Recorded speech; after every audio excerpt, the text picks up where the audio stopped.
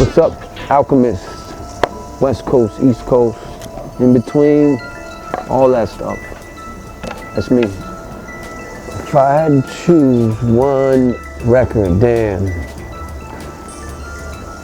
That's a loaded question. There's a lot of genres, but probably the one that would come back the most, like I would think of a lot of rap songs, but probably the one song that I would run with is Bob James' Nautilus. I hope nobody else ever picked that one. You know what I'm saying? All right, good. That song to me, like over the years, no matter what I find musically, always from beginning to end of the song is like a flawless piece of music. And every time I listen to it, it fucking bugs me out that Bob James, and had to be the 70s, I don't know what year it was, but was making this music that sounds like rap beats. Like any one bar segment of that shit can be sampled and you could still make a record to this day. He captured some type of mystic vibe. I mean, I'm pretty sure I wrote a paper about Nautilus in college about this song. Because even in college, when I think back, it really had me inspired, because it was like, I remember I wrote the story and it was like I equaled it to like a shark in the waters, because it was called Nautilus. And if you know how all the intricate parts of that song, how it changes and the strings come in and it breaks down to the drums halfway through, then the keys come back in, it's like that breakdown always reminded me of like a shark coming up and you're floating through the waters. And it was just like, that song alone, man, always stands the test of time to me. I play it when I do sound checks, I play it. I play it at the crib when I'm smoking. It's just like, it's a flawless piece of work, man. I beg anybody I challenge anyone to make a piece of music that is that great. I mean, I remember reading Bob James, an interview where they asked him about it. They asked him, they played him some rap songs that sampled Nautilus, and they asked him what he thought. I think one of them was the time RZA used it, Daytona 500. And you know, everybody always grabs that that bass riff, you know, which is one of the best one-bar bass riffs ever. And I remember Bob James saying that it interested him how the rappers took that bass riff, which he kind of fell in and out of throughout the song, and they just grabbed it and stretched it. And I remember him saying, yeah, it made me think in retrospect that I could have stayed on that groove a little longer in the song. And I was like, damn, that's crazy how another generation of music would come and sample this and make him think differently about his own work. But I mean, again, you know, you could make a list as long as this fucking wall right here of the rap records that have sampled Nautilus.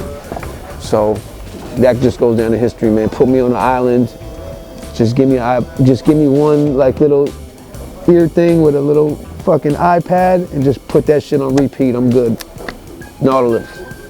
The way I can't remember the way I first discovered it, but I believe that it was a rap song that I heard first. I think it was Tommy PMD used it. Murderous. Don't blame me. What's the verse?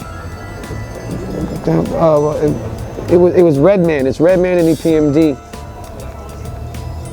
I'm trying to remember the name of the song, but that was the first time I think I heard it.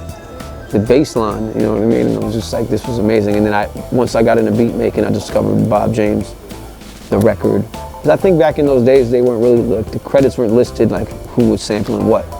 So you just kind of had to know, you had to know a DJ or somebody who knew the breaks. It was like, oh yeah, Bob James, you know, that's Mardi Gras. That was, you know, he got breaks. Yeah, that right there, that was, you know, Bob James, CTI Records, you know,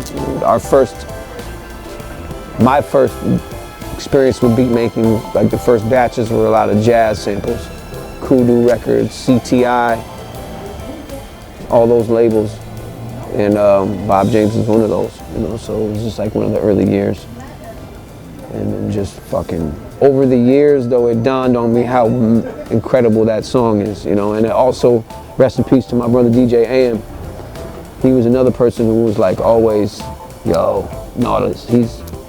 He might have said the same thing if you asked him, you know what I mean? So he was another person who really put me on to like really listening to the whole song and the intricacies of it. Brothers on my jock. That's it. You remember the name? No. You looked it up. Brothers on my jock. Oh my God, that shit was so hard, man. Yeah, I'm hard like an erection. Yeah, that shit was stupid, man. That was incredible. But yeah, Bob James, man, that Nautilus, from, you know, the strings that come in, that they sampled for Eric B. and Rakim, Follow the Leader, to the bass line sampled by so many records, to the drums that were sampled by Mary J and DMX. Like, you could just go on forever. It's just off the top of my head. Yeah, Nautilus.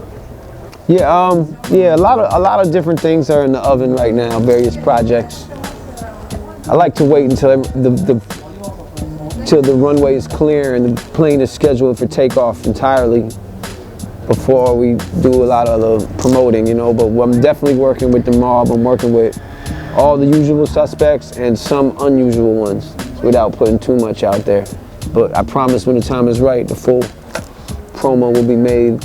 I'm definitely proud of everything I'm working on right now. I don't like to talk too much until I know it's on, you know? So just know that the pot is cooking, you know?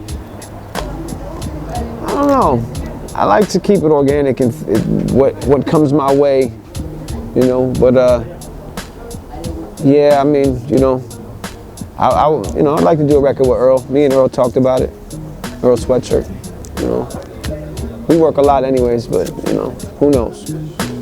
He's a good kid.